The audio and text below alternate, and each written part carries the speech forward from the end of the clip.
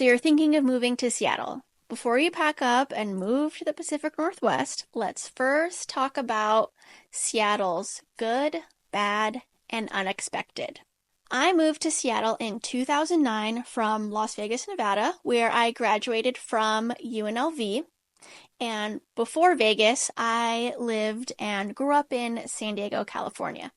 So, yes, I grew up in and moved from cities that were always sunny and warm to a city that is known for its overcast, dreary, rainy weather, like it is today, for example. I was done with the sun. I was done with living in a desert. I was done with being hot. And I really just wanted to live somewhere where it was cooler and fresh water was aplenty. Living in San Diego and Las Vegas, there's just this never ending drought that is continuing on even today. And I didn't want that to be an issue. I wanted to be able to take long showers and not worry about all of us running out of water. So when I first moved to Seattle, the first little neighborhood that I moved to was in North Green Lake. So not quite Green Lake, Green Lake. It was kind of on the border between Green Lake, Maple Leaf, Greenwood-esque type neighborhood. But still very walkable to Green Lake, so I got to enjoy all of Green Lake's goodies. Then I lived in Shoreline for a short amount of time, and Shoreline is just a city. It's just north of North Seattle. And then from Shoreline, I moved to Freelard, which is actually another in-between little neighborhood. It was kind of a mix of Ballard, Fremont, and Finney. And I absolutely loved living there. Had an excellent view of the Olympic Mountains, and I was walkable to Fremont even. I mean, granted, it was up and down a giant hill, but still I could walk there if I wanted to. After living in Fremont, I moved to Broadview, which is a northern neighborhood in North Seattle. Not much happens over there. Not many people even know about Broadview, which is kind of what I ended up liking about Broadview, was that it was kind of this little hidden gem. Definitely more suburban than your typical North Seattle neighborhoods.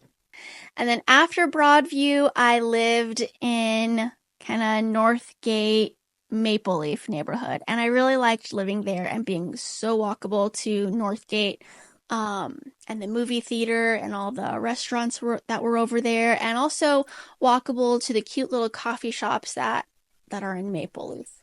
I mean, now Northgate Mall isn't really a thing, and I don't really know what's happening. I haven't even actually been there. But now the light rail is open, so that's really great for Northgate and Maple Leaf. So if you don't know what the light rail is, the light rail goes from, at this point, from the airport, SeaTac Airport, all the way up to Lynnwood, Washington, and makes all these nice little stops in between. So it just makes it, it makes it easier for people to commute from the northern Seattle area into downtown. So the neighborhoods that I really enjoyed when I lived here, I mean, you can't go wrong with North Seattle. North Seattle is where I spent the majority of my time living and kind of just enjoying life. If you're wanting to go out and like party and have a good time in that regard, then you go to places like Capitol Hill, Belltown, downtown, that sort of a thing. Granted, people still live in those cities too, so you can also live there, but I kind of always liked the more slow, peaceful type vibes where I lived. And I would also spend a lot of my time in Green Lake, and I have very fond memories of pushing my niece and nephew in their little stroller around Green Lake, or rollerblading around Green Lake with my nephew. But then also lots of like paddleboarding with friends, picnics with friends, all of that in Green Lake. Green Lake is just pretty much for everyone. Families, individuals, old people, youth, like, oh man, there's even this cute little like kiddie pool in Green Lake that's open during certain months of the season, and it's just so fun when you bring little kids there and they like splash around in this little 1 foot deep puddle, basically. And then Fremont is always a good time, all kinds of good restaurants, bars. There's the Fremont Sunday Market, which happens year-round on Sunday, and that market is more geared toward like furniture, vintage clothing, vintage items, arts and craftsy type things. And Fremont also hosts the Summer Solstice Parade, which I did participate in many years ago now, and that was a really fun time. And there's the U District, which is very close to the University of Washington, so a lot of college kids usually live and reside in the U District, but man, I had such a good time shopping in the U District at all these little boutique stores, and there's also some good restaurants over there too. And then there's Greenwood. I love Greenwood. Again, it's one of those quiet little neighborhoods. There's not too much that draws people to Greenwood like there is Green Lake. And there's still these like really awesome looking older buildings along Greenwood Avenue. And Greenwood hosts the Greenwood Car Show one day a year in the summer. And the car show is like such a big deal and it's so fun. And it's pretty much from Greenwood and 85th all the way to Finney and 72nd or something like that. So it's this huge strip and they shut the street down and everyone can just walk up and down it and look at all the cars and eat all the good food from food trucks. It's super fun.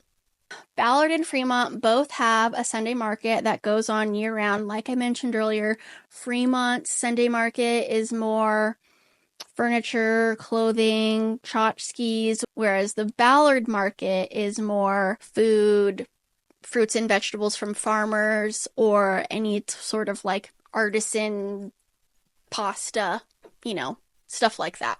And then there's the Ballard Goodwill, which I have found some amazing items at that Goodwill. I think that's one of like the top tier Goodwills in the North Seattle area. But one of the downsides to Ballard is that it's just really hard to get in and out of because it is so far west. You kind of get stuck in Ballard and then it'll take you like 20 minutes just to get to some other neighborhood. So that's kind of one of the cons of Ballard. All right, so many years ago, before I was a real estate agent, when I was still a youth in my prime, I worked in downtown Seattle and more like downtown.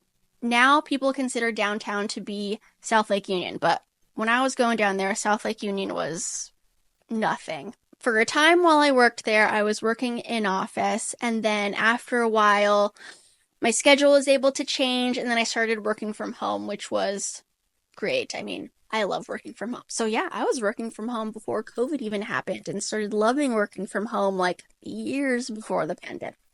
Anyway, so needless to say, I spent a lot of time in the North Seattle area. So pretty much the majority of my 11 years here in the area since 2009, I spent in North Seattle. And it was only very recently, it's been a while now, that my husband and I decided to move to Kenmore. I mean, I love North Seattle. It is my jam. And I wanted to continue living in North Seattle, but my expectations and my list of things that I must have were a little bit, let's just say I would have been a terrible buyer client. If I was my own real estate agent, oh my gosh, I would have hated me. Because my expectations were just like so crazy. Like I wanted a Rambler with a 2-car garage and a place for a gym, and I wanted 4 bedrooms, and I wanted one of those bedrooms to definitely be a primary suite, and I also wanted a view, and I wanted it to be under $550,000, which all those things are like crazy. Like, yeah, right, Josie, you're not going to get any of those things. And, you're right. I wasn't able to get any of those things in the North Seattle area. So then that's why I started looking further north.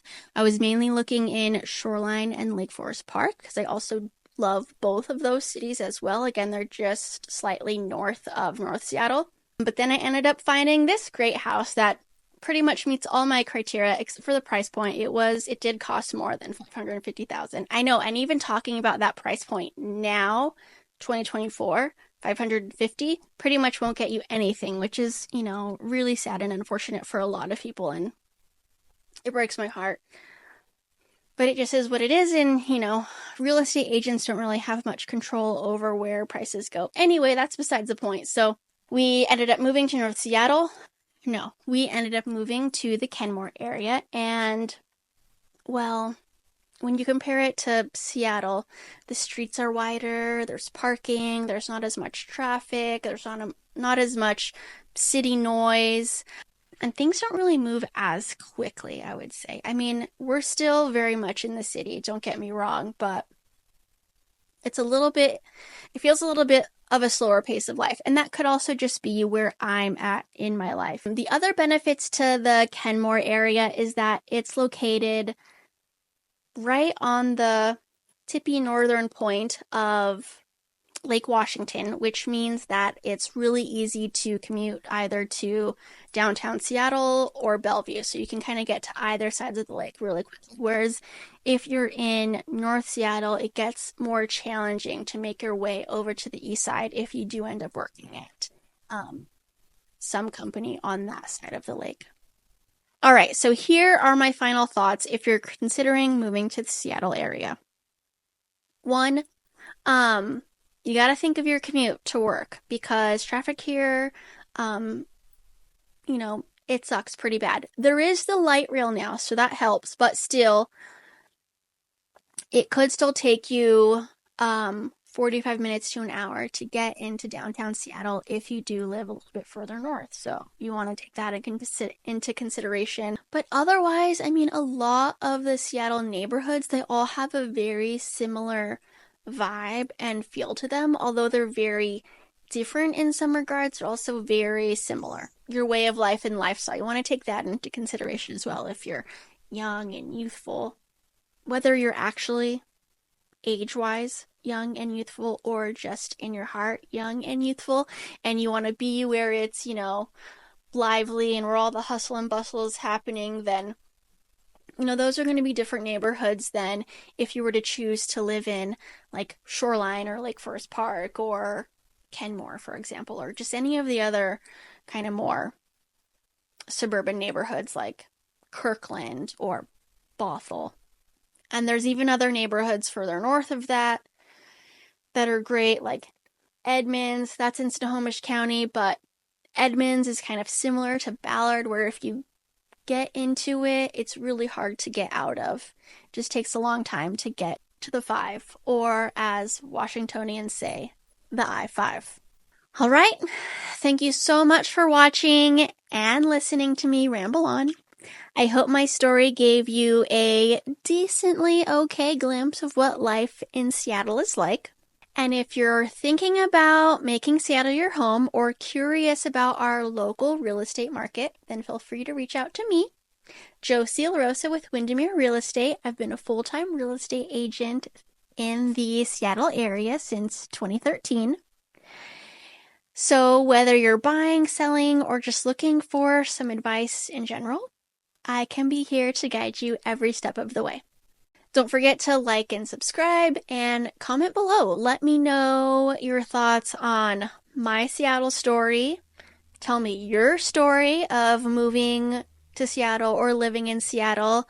And if you want more content like this, let me know. If you'd like more information on buying and selling real estate, let me know that too. And I already have a number of other videos about the ins and outs of purchasing a home. Bye.